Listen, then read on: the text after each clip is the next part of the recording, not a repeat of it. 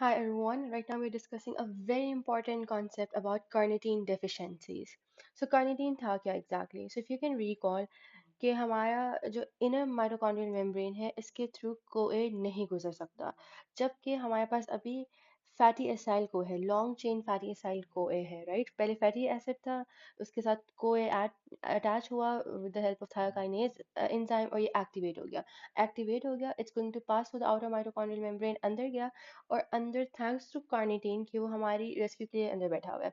अब ये जो इंटर मेम्ब्रेनस स्पेस है इसमें तो आ गया आपका लॉन्ग चेन फैटी एसाइल कोए, लेकिन ये कोए आगे इनर माइटोकॉन्ड्रियल मेम्ब्रेन से नहीं गुजर सकता।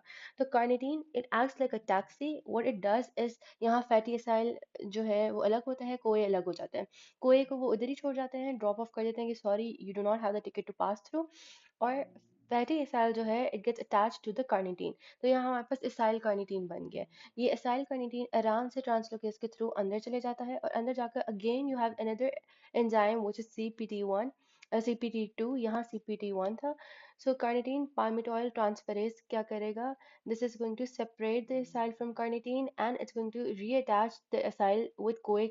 कोए आपके अबंडेंस में अंदर भी है माइटोकॉन्ड्रियल मैट्रिक्स के अंदर, and hence that's one way कि आपका फैटी एसाइल कोए वो अंदर पहुंच गया फाइनली। अब कार्निटीन की अगर डेफिशिएंसी हो फॉर सम रीजन, ये वाला जो हमारी टैक्सीज थी, अगर इनकी डेफिशिएंसी हो तो क्या हो सकता है potentially? And there are two types of deficiency of carnitine, one is primary, the other is secondary. और उससे भी पहले कार्निटीन आपको एग्जैक्टली मिलता कहाँ से? तो इसका प्राइमरी सोर्स होता है डाइट। आपकी यूजुअली जो मीट डाइट होती है ना, या तो इवन डेयरी प्रोडक्ट्स, उसमें in abundance you get your carnitine. उसके अलावा दो अमीनो एसिड्स हैं which are lysine and methionine। In amino acid से भी liver और kidneys के अंदर you can synthesize your carnitine, so these are the sources of carnitine। अब carnitine चलो बाहर बन तो गया राइट, और आपकी डाइट में भी था, अब लेकिन इसने एग्जैक्टली सेल के अंदर कैसे आना है? तो इसको सेल के अंदर लाने के लिए कार्निटीन का भी एक there is a carrier protein that is going to carry और that is going to transport your what you call it carnitine inside. वो carrier protein या transport protein is OCTN2, which is organic cation transporter novel 2। So organic cation transporter novel 2, so OCTN2 is the transporter protein, carnitine transporter, जो कि heart muscle और kidneys में होता है। किधर किधर होता है? हार्ट में होता है, मसल्स में होता है and it's in the kidneys. तो इन तीन जगहों पर होता है, and this is a high affinity transporter. और जो दूसरा लिवर के अंदर ट्रांसपोर्टर होता है वो भी सेम ही होता है, लेकिन वो लो एफिनिटी और हाई कैपेसिटी कार्निटीन ट्रांसपोर्टर होता है। Now when you talk about carnitine deficiency, तो कार्निटीन डेफिशिएंसी प्राइमरीली तभी होगी जब इस वाले जो ट्रांसपोर्टर है OCTN2 which is organic cation transporter novel 2, अगर इसमें कोई डेफिशिएंसी, एक इसमें कोई म्यूटेशन हो गई, तो that will result in carnitine deficiency. Because अगर इसमें म्यूटेशन है तो कार्निटीन तो अंदर आ ही नहीं पा रहा, जब वो अंदर ही नहीं आ पा रहा सेल से तो वो तो बाहर ही रहेगा, राइट? जब वो बाहर रहेगा सो जो सीरम आपकी कार्निटीन लेवल्स हैं वो इंक्रीज हो जाएंगे, and carnitine will be lost in urine, तो वो यूरिन में लूज होने लग जाएगा, ठीक है? तो and there'll be low levels of both serum and cellular carnitine. तो शुरू में ऑब्वियसली बाहर ही रहेगा ना, तो ब्लड में ज़्यादा होगी, लेकिन eventually they going to be lost both serum से भी और सेल्यूलर कार्निटीन से भी, क्योंकि they'll be washed out by kidneys. तो yes that's about the carnitine deficiency, इसका ओवरऑल व्यू था। अब as I already told you there two types of carnitine deficiency, one is primary and the other is secondary. So when you refer to the primary deficiency, इसमें क्या होता है कि this is caused by defects in membrane transporter that prevents the uptake of carnitine by cardiac and skeletal muscles। तो ये वही है कि आपका ट्रांसपोर्टर में कोई मसला आता है, दैट्स द रीजन आपको प्राइमरी कार्निटीन डेफिशिएंसी होती है।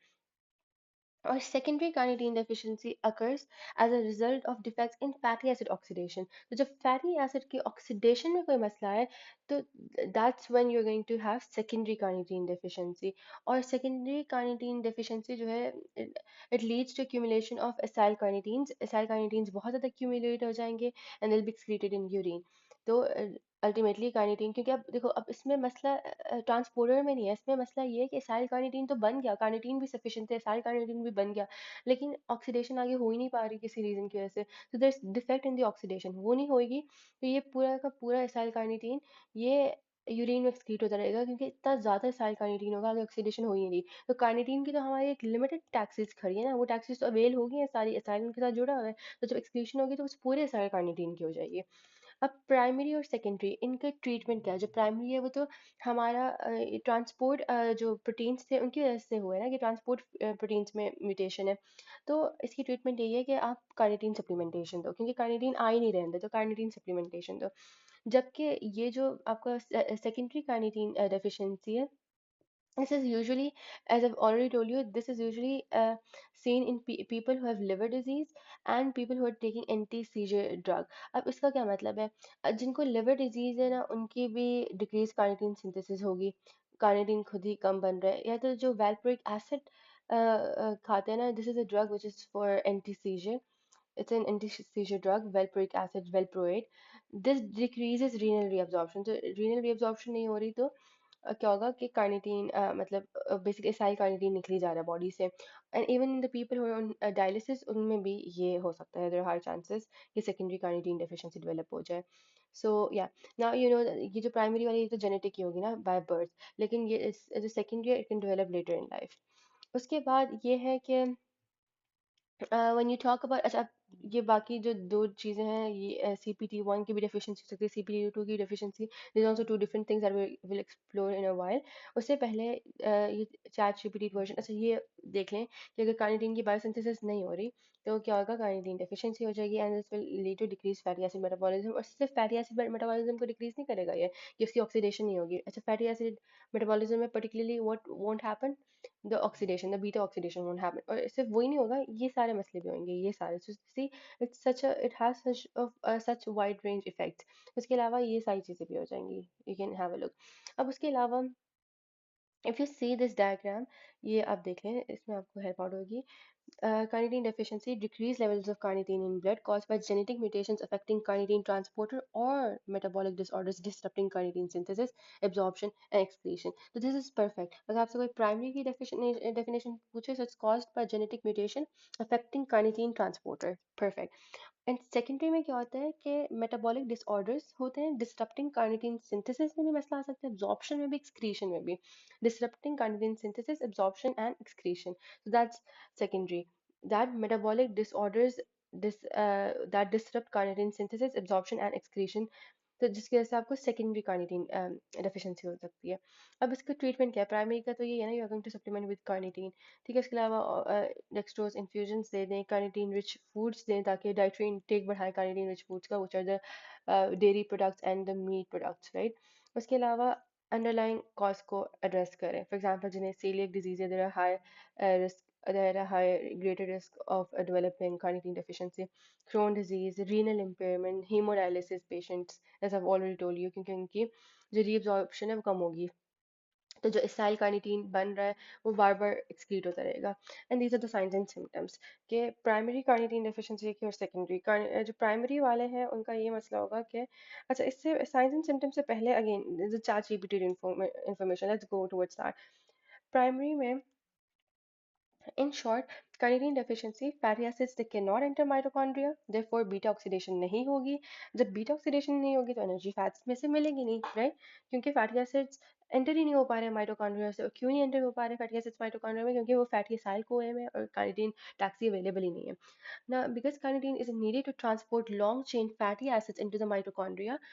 So this is the reason ना, क्योंकि कार्निटीन तो टैक्सी है, मैंने ऑलरेडी एक्सप्लेन कर दिया। अब कॉजेज क्या है इसके? सिंपल, डाइटरी डेफिशिएंसी हो सकता है, लेकिन दिस इज रेयर, क्योंकि नॉर्मली हमारे काफ़ी ज़्यादा खानों में कार्निटीन होता है, इंक्लूडिंग मीट। मीट सभी खा रहे होते हैं except the vegetarians and vegans. अच्छा, फिर लिवर डिजीज, कार्निटीन जो है वो लिवर में बनाया जाता है, तो लिवर डिजीज की वजह से भी हो सकता है। Haemodialysis that removes carnitine, genetic defect in carnitine transporter, या तो CPT1 और CPT2 एंजाइम्स में भी डिफेक्ट हो जाएगा। और कार्निटीन का जो ये जो ट्रांसपोर्टर है, what was it, OCTN2, which is your organic cation transporter novel 2। ठीक है, अब कॉन्सिक्वेंसेस क्या है? अगर कार्निटीन नहीं होगा, fatty acids will remain in the cytosol, they can not be transported inside the mitochondria, therefore they won't be able to conduct the beta oxidation, और फिर there be energy crisis, body energy crisis state में होगी। Symptoms क्या है? Hypoketotic hypoglycaemia, which is most important, क्योंकि oxidation नहीं हो रही फैट की, एसिटाइल कोई नहीं बन रहा, there's no acetyl CoA and there'll be no ketones. So in short, ketones नहीं होंगे, तो hypoketotic, क्योंकि अगर बीटा ऑक्सीडेशन से तो ketones बने, तो hypoketotic hypoglycemia, because fatty acid oxidation already तभी होती है जब body is in the need of energy और already ग्लूकोज कम है, तो अब hypoketotic hypoglycemia हो जाएगा, and body uses glucose, जितना भी बचा कुचा ग्लूकोज है वो body यूज करेगी because it is in a dire need for energy, तो hypoglycemia शो हो जाएगा।